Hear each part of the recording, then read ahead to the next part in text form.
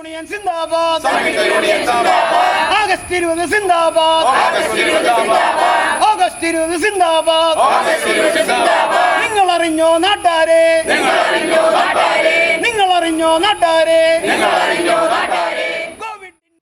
5.5 വർഷമായി അടച്ചുപൂട്ടിക്കിടക്കുന്ന അളഗപ്പ ടെക്സ്റ്റൈൽസ് ഉൾപ്പെടെയുള്ള NTC മില്ലുകൾ തുറന്നു പ്രവർത്തിപ്പിക്കണമെന്നാവശ്യപ്പെട്ട് സംയുക്ത ട്രേഡ് യൂണിയൻ സമിതിയുടെ നേതൃത്വത്തിൽ അളഗപ്പ മിൽ ഗേറ്റിൽ മാനേജ്മെന്റ് സ്റ്റാഫുകളെ തടഞ്ഞു.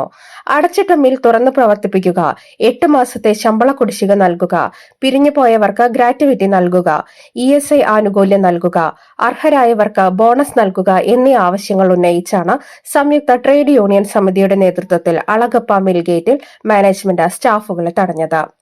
സംഘർഷാവസ്ഥ ഒഴിവാക്കാൻ പുതുക്കാട് SHOയുടെ നേതൃത്വത്തിൽ പോലീസ് സംഘവും സ്ഥലത്തെത്തിയിരുന്നു. NTC മില്ലുകൾ തുറന്നു പ്രവർത്തിപ്പിക്കാൻ സ്ഥലം MP കൂടിയായ കേന്ദ്രമന്ത്രി സുരേഷ് ഗോപി ഇടപെടണമെന്ന് സംയുക്ത ട്രേഡ് യൂണിയൻ ആവശ്യപ്പെട്ടു. മിൽഗേറ്റിൽ നടത്തിയ ധർണ DCC general secretary K Gopalakrishnan ഉദ്ഘാടനം ചെയ്തു. AITUC union general secretary K Unnikrishnan അധ്യക്ഷനായി. CITU യൂണിയൻ ജനറൽ സെക്രട്ടറി ആൻഡോ ഇല്ലിക്കൽ, BMS നേതാവ് M തുളസിദാസ് എന്നിവർ പ്രസംഗിച്ചു. K Radhakrishnan, MG Juneesh, ER Murali എന്നിവർ നേതൃത്വം നൽകി.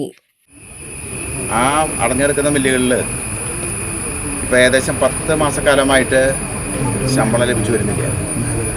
സർവീസിൽ നിന്ന് പിരിഞ്ഞുപോയ തൊഴിലാളികൾക്ക് തങ്ങളുടെ ജീവിതത്തിൻ്റെ വലിയ കാലഘട്ടം ഇതുപോലുള്ള സ്ഥാപനങ്ങളിൽ ജോലി ചെയ്ത് സർവീസിൽ നിന്ന് പിരിഞ്ഞു പോകുമ്പോൾ അവർക്ക് ലഭിക്കേണ്ട ടൈമിൽ നമ്മളോട് വന്ന് പറഞ്ഞാൽ 800 കുടുംബങ്ങളുടെ കണ്ണീരൊപ്പം പറഞ്ഞാൽ അപ്പോൾ 800 കുടുംബങ്ങളുടെ നിലവിലേക്ക് തീർന്നു, ഇതിൽ ഇടപെട്ടിട്ടില്ല. അപ്പോൾ എത്രയും വേഗം അദ്ദേഹത്തെ കൂടി ഉൾപ്പെടുത്തി, ഇപ്പോൾ അവരുടെ യൂണിയനോട് ഉണ്ടല്ലോ, അവരെയും കൂടി ഉൾപ്പെടുത്തി ഒരു ആഭ്യന്തരമന്ത്രി അമിത്ഷാനെ കണ്ടതാണ്.